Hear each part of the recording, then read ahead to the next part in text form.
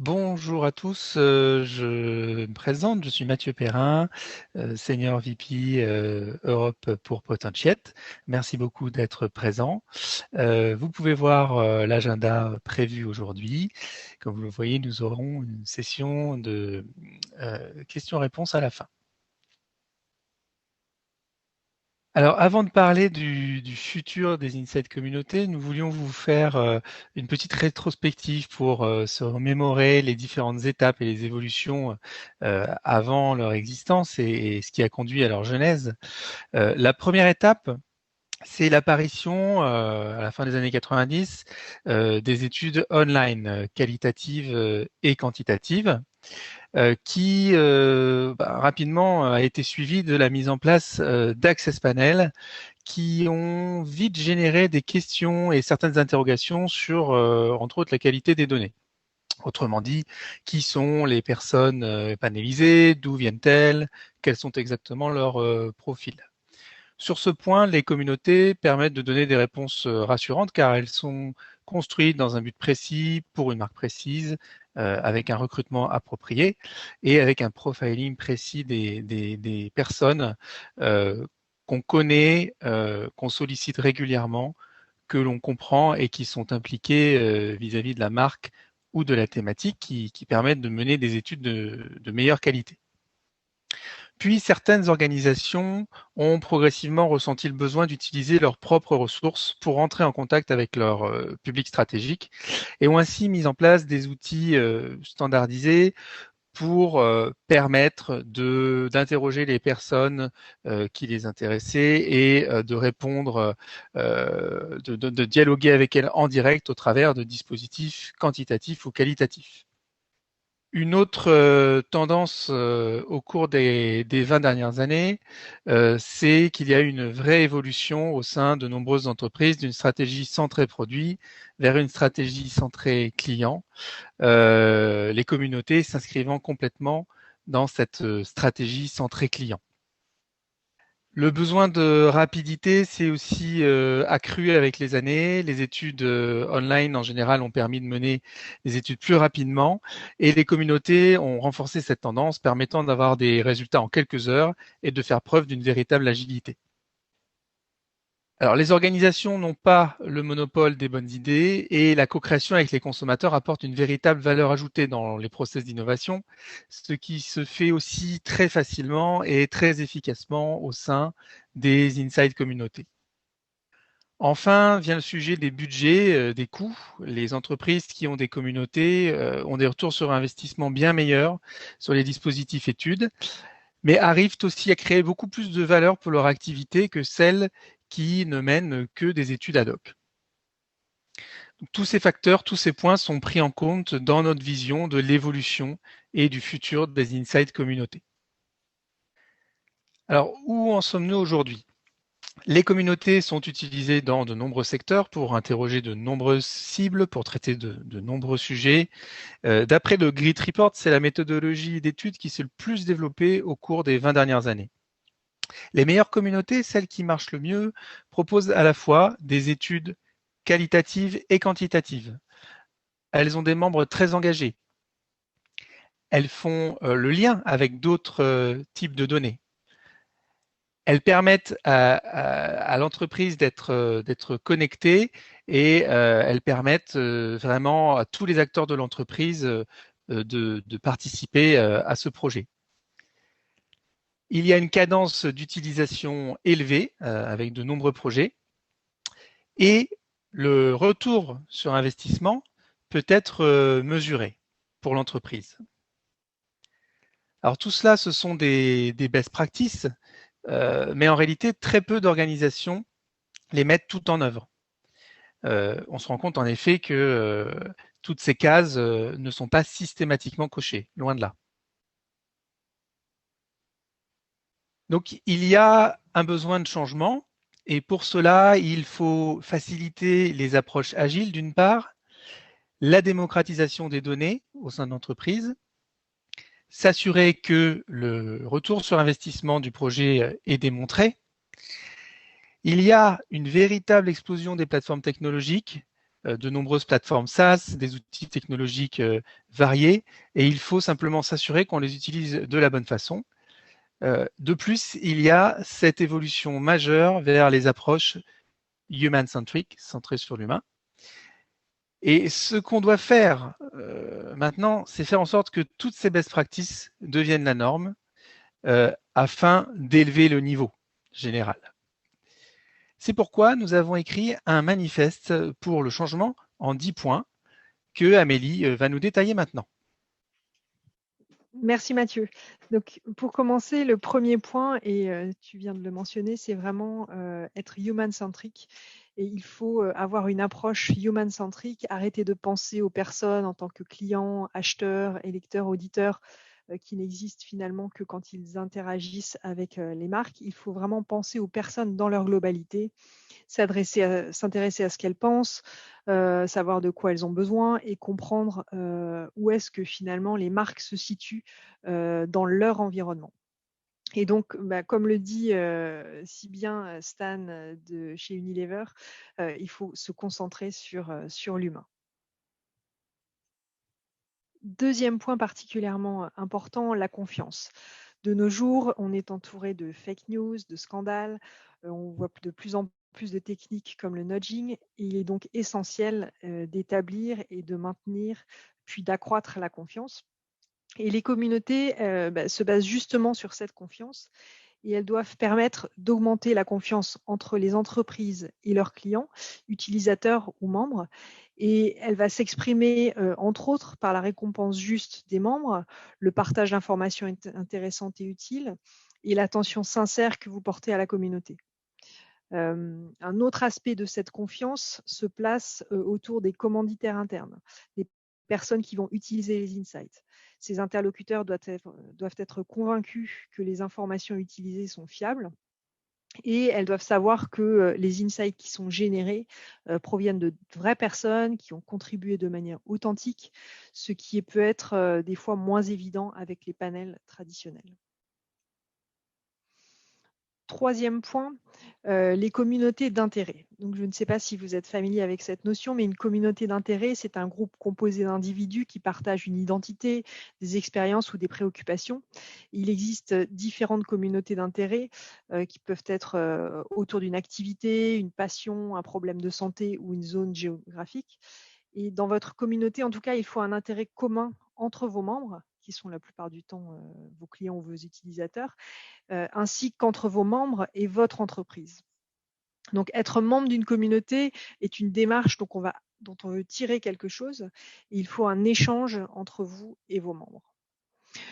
En effet, vous pouvez réaliser des projets d'études en échange d'incitations financières, mais vous ne pouvez pas développer une communauté sans offrir, en plus des éventuelles récompenses intrinsèques et donc financières, il faut aussi apporter des récompenses intrinsèques, comme le sentiment d'améliorer quelque chose dans le quotidien des membres, par exemple.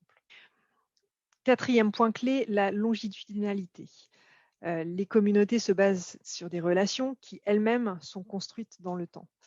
Une communauté, c'est un engagement d'une entreprise à travailler avec ses clients, utilisateurs, téléspectateurs ou autres pour finalement imaginer l'avenir ensemble. Donc elles doivent se construire au fil du temps. Ça ne doit pas être une série de premiers rendez-vous où on fait connaissance. Il faut développer une confiance durable.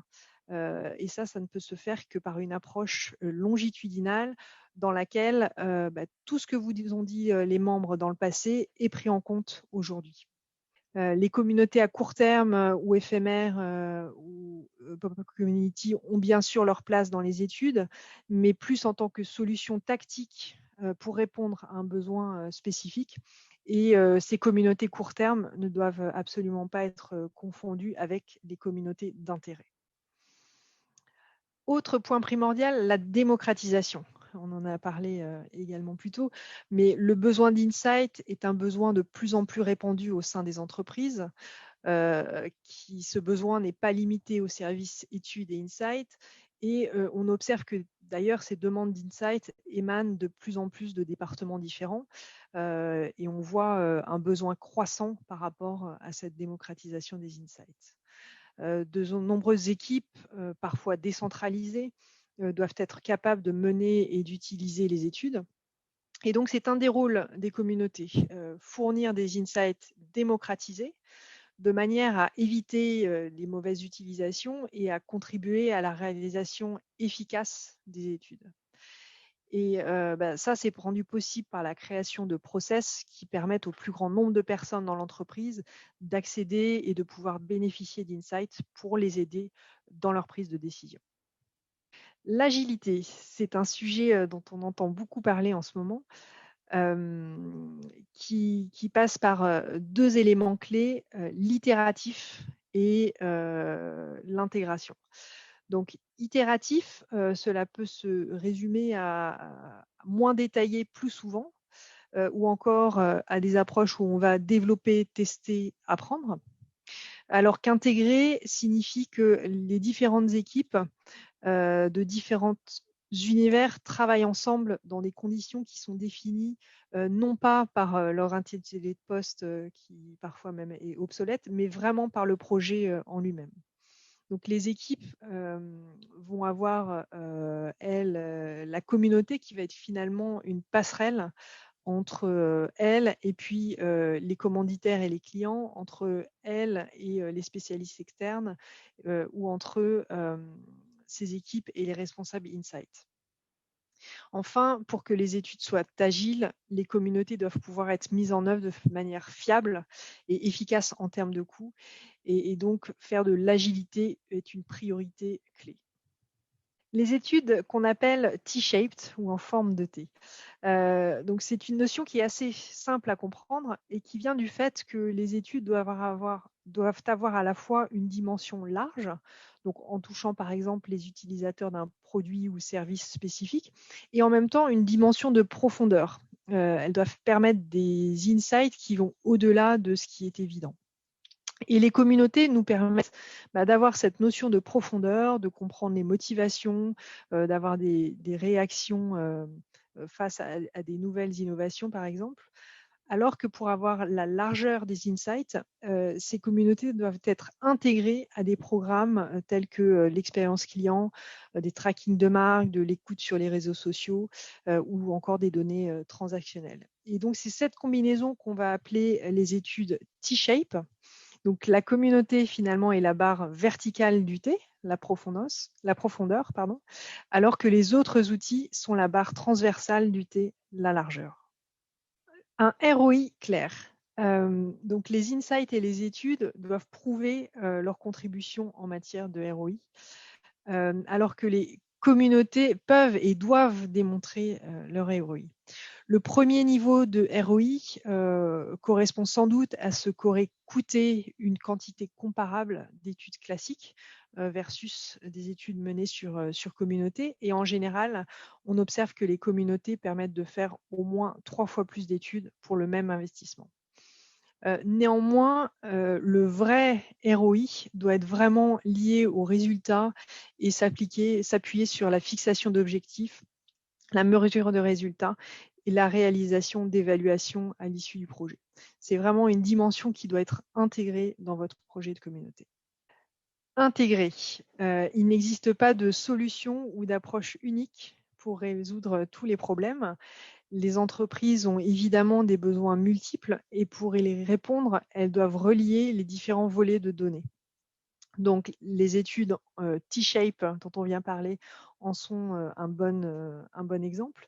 Mais d'autres intégrations consistent à relier les communautés aux données transactionnelles, par exemple, ou lorsque vous réalisez des enquêtes quantitatives auprès de panels externes, vous pouvez utiliser la même plateforme d'enquête que celle utilisée par les membres afin de comparer vos résultats et de les intégrer. Ou alors encore, lorsque vous réalisez une étude qualitative sur d'expérience utilisateur, vous pouvez recruter vos participants au sein de la communauté afin de pouvoir bénéficier de toute la connaissance que vous avez déjà d'eux en termes de profil ou même de données d'attitude. Et pour finir, l'empathie. Un des rôles clés d'une communauté, c'est vraiment de développer l'empathie entre les membres de l'entreprise et ses clients, utilisateurs, spectateurs, etc. Dans la plupart des cas, les personnes qui travaillent pour une entreprise ne sont pas un échantillon représentatif de leurs clients. Dans la plupart des banques, les clients ne sont pas au courant de tous les produits financiers. Les téléspectateurs des chaînes de télévision, elles ne ressemblent pas aux personnes qui créent les contenus. Les utilisateurs des services publics ne ressemblent pas à ceux qui les fournissent. Donc, il va y avoir un besoin réel d'empathie, mais qui n'est pas forcément facile à créer. Et pour le coup, les approches communautaires sont vraiment essentielles pour la développer, puisqu'on va être dans un vrai dialogue et on va créer une proximité avec ses membres. Je vous propose maintenant de voir comment tout ce qu'on vient de se dire résonne dans la vraie vie avec le cas Nestlé et Isaline qui va vous montrer l'importance d'une approche axée sur le consommateur pour Nestlé. Bonjour à tous, je m'appelle Isaline Lannoy, je travaille pour la cellule Market Intelligence de Nestlé Belgilux, donc pour la Belgique et le Luxembourg. Et je suis entre autres responsable des insights consommateurs et shopper. Je suis là aujourd'hui pour vous parler de l'importance de mettre son consommateur au centre de ses actions en tant que marque. Et c'est un élément très stratégique au sein de Nestlé. Dans notre équipe, nous aimons l'idée que nous sommes le pont entre nos consommateurs et nos marques. Et le fait de pouvoir mettre son consommateur au cœur de ses actions, ce qu'on appelle la consumer centricity en anglais, est du coup essentiel pour consolider ce rôle. Surtout dans un monde qui change et évolue toujours plus vite et qui, on l'a vu ces 12 derniers mois, est facilement déstabilisé. Je pense notamment à l'impact du Covid sur les consommateurs et leur comportement de consommation et d'achat. Donc le Covid qui a fait naître de nouvelles préoccupations chez nos consommateurs telles que suis-je en sécurité sanitaire lorsque je fais mes courses, est-ce que je m'occupe suffisamment de ma santé physique et mentale, combien de temps le travail à domicile sera-t-il la norme, quand vais-je retourner au bureau, etc. Donc tout ça a impacté le comportement du consommateur, la façon dont il consomme, ce qu'il consomme et en fait même son espace de vie parce que la maison est devenue un bureau, un lieu de détente, de sport et même parfois un petit restaurant. Donc la consumer centricity est toujours stratégique, mais surtout quand un changement soudain impacte le marché. Il est donc important de façon constante de premièrement comprendre ces changements qui impactent votre consommateur et ensuite il est aussi important de rester agile et d'être rapide pour pouvoir vous adapter à l'accélération de certains besoins ou à l'apparition de nouveaux besoins chez votre consommateur et qui découlent de ces changements. Et ces deux éléments peuvent être assez complexes quand on a la taille d'une entreprise comme Nestlé. Il peut être difficile de garder le contact avec son consommateur et donc pour nous, c'est d'autant plus important de maintenir et d'entretenir la discussion et le lien avec notre consommateur. Et pour un marché aussi complexe que la Belgique, lié au fait que nous sommes un État fédéral, composé de 3 communautés différentes, donc francophones, néerlandophones et germanophones, il est important d'avoir une compréhension locale du consommateur, d'avoir des insights récentes et directs. Et dans cette tâche, Potentiate et leur outil Consolab nous ont permis une série de choses, notamment de conforter notre consommateur dans sa position de consomme-acteur. Nous co-créons avec lui, nous faisons des écoutes actives pour ne pas être non plus dans une dynamique top-down, mais plutôt dans un échange constant, un aller-retour et une vraie discussion dynamique.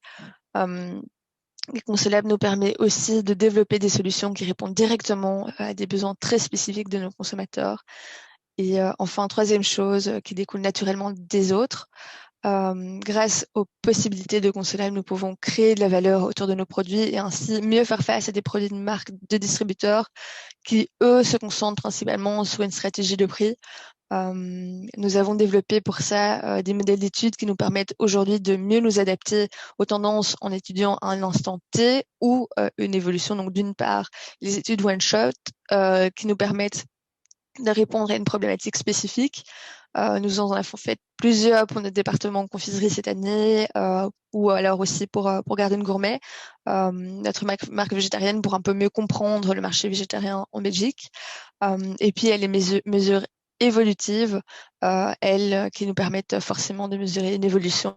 Et pour ça, nous avons par exemple développé un baromètre consommateur et un baromètre shopper, que nous allons renouveler chaque année pour pouvoir mesurer les évolutions sur ces deux baromètres. Et donc, grâce à Consolab cette année, nous avons fait 37 études, ce qui est quand même assez conséquent. Consolab est un outil qui nous permet d'agir avec la même qualité d'écoute qu'une entreprise de moins grande taille et avec une certaine agilité. Nous pouvons presque tout mesurer. C'est aussi un outil très rentable pour nos marques parce qu'en fait, elles payent une fois leur abonnement au début de l'année et puis après, elles ont l'accès illimité à la plateforme. Et enfin, dernier avantage, sa rapidité, parce qu'il faut 4 à 5 jours de terrain, donc entre le moment où nous lançons une étude et le moment où nous la clôturons et l'analysons, ce qui est vraiment très peu. Nous utilisons Consolab depuis presque 2 ans maintenant, quand même, et le bilan est très positif. Nous avons fait une étude de satisfaction en interne en octobre, et nos brand managers ont attribué la note de 7,5 sur 10 de satisfaction moyenne sur l'utilité de l'outil. Et surtout, ils ont évalué l'impact de Consolab sur leur stratégie à hauteur de 4 sur 5, ce qui est assez conséquent aussi. Et puis à côté de ça, ce que nous essayons de faire en fin d'année, c'est d'également faire des rapports avec des conseils d'action en fonction de ce qui a été observé via les études. Et là, nos brand managers ont attribué une note de 8 sur 10. Donc vraiment super. C'est un bilan vraiment très positif pour nous. C'est un outil que nous utilisons de façon régulière et qui nous a permis d'être encore plus à l'écoute de notre consommateur que nous l'étions déjà. Voilà, donc j'espère vous laisser aussi convaincus que moi je le suis et que l'ensemble de Nestlé l'est. Merci beaucoup en tout cas pour votre écoute, et pour ceux qui auraient une question, je serai ravie d'y répondre à la fin de ce webinaire. Merci beaucoup. Merci beaucoup Isaïne pour ce témoignage qui décrit très bien les possibilités qu'offre une Insight communauté, comment appliquer les best practices et au final élever le niveau. Tout ce dont on parle dans cette présentation se passe déjà au sein de certaines entreprises, mais aucune organisation n'applique complètement toutes ces best practices. Et le but du manifeste est de collecter toutes ces idées ensemble pour qu'elles deviennent la norme.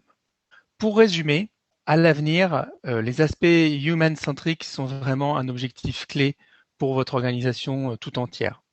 Votre Insight Communauté est le pont, le lien entre votre organisation et la vision 360 degrés de vos clients, au-delà des aspects transactionnels. Et votre communauté doit être une ressource agile qui vous permette d'être connecté à vos clients pour générer des insights, augmenter leur engagement et au final, obtenir un vrai retour sur investissement. Avant de passer aux questions-réponses, nous voulions juste exercer 3 points que vous pouvez mettre en œuvre pour transformer les points du manifeste en action. Tout d'abord, prendre du recul, avoir un regard plus large sur vos besoins d'insight, pas axé seulement sur les outils, mais axé sur ce que signifie être human-centric pour votre entreprise. Ensuite, définir qui vous devez toucher, engager en tant que client, employé ou commanditaire interne, et même d'autres cibles. Et enfin, vous engager dans cette démarche en toute honnêteté avec nous, cela nous ferait plaisir, pour vous aider à appliquer ce manifeste dans votre organisation. Et maintenant, nous pouvons passer aux questions-réponses.